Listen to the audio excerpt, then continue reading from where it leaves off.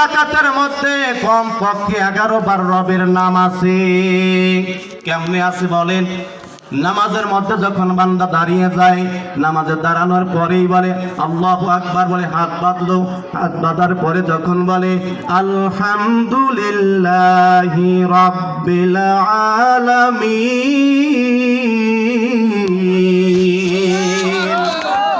রবের নাম আছে না নাই?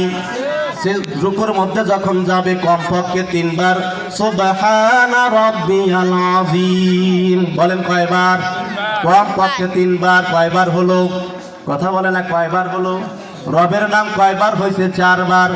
রুকু থেকে যখন বান্দা সোজা হয়ে দাঁড়াবে তখন বলে সামি আল্লাহু লিমান হামিদা রব্বানা লাকাল হামদ। রবের নাম আছে না নাই? কয়বার হয়েছে বলে?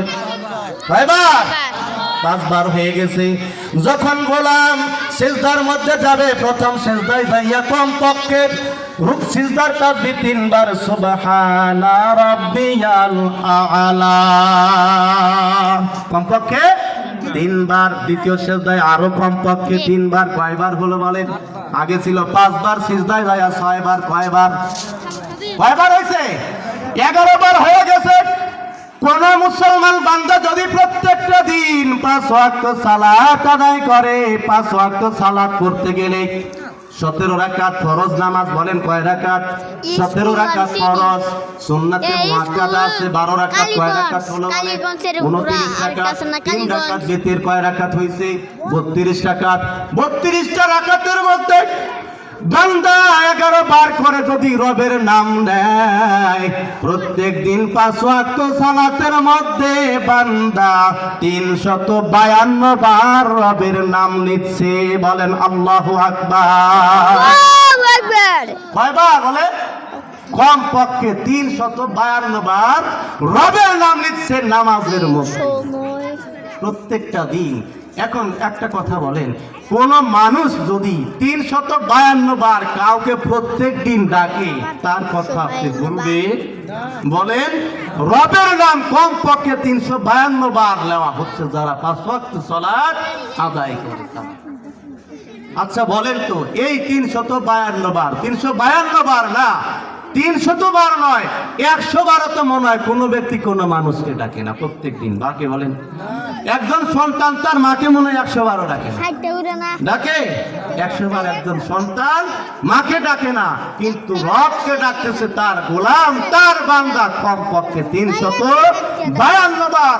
এই 352 বার প্রত্যেকটা দিন রবকে ডাক দিয়েছে, রবের ট্রেনিং দুনিয়াতেই নিচ্ছে। যখন সে মৃত্যুবরণ করবে, মৃত্যুবরণ করার পরে যখন তাকে প্রশ্ন করা হবে মান রব্বুকা, আমার রব আল্লাহ, এটা বলতে কষ্ট হওয়ার কথা?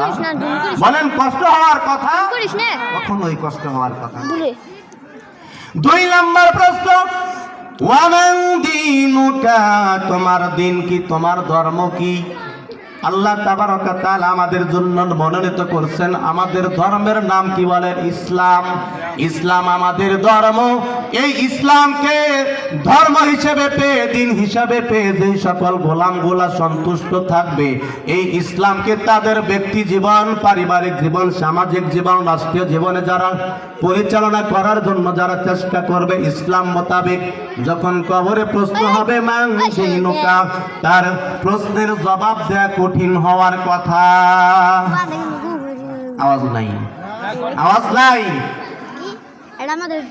3 নম্বর প্রশ্ন, ওয়ামান হাযার রাসূল, অথবা ওয়ামান নাবিয়ুকা, দুনিয়াতে যদি কোনো বান্দা, কোনো গোলাম রাসূলের সুন্নাহকে আঁকড়ে ধরে, তাহলে ওই গোলামের রাসূল যে আমাদের নবী মুহাম্মদ সাল্লাল্লাহু আলাইহি ওয়াসাল্লাম, এই প্রশ্নের জবাব দেয়া কঠিন হবে কিনা বলেন? কঠিন হবে? কখনোই কঠিন হবার কথা নয়। আল্লাহ তাবারক ওয়া তাআলা ঘোষণা করেছেন, ইন্নাল্লাযীনা আমানু ওয়া আমিলুস সালিহাতি লাহুম জান্নাতুন তাজরি মিন তাহতিহাল আনহার যালিকাল ফাওজুল কাবীর।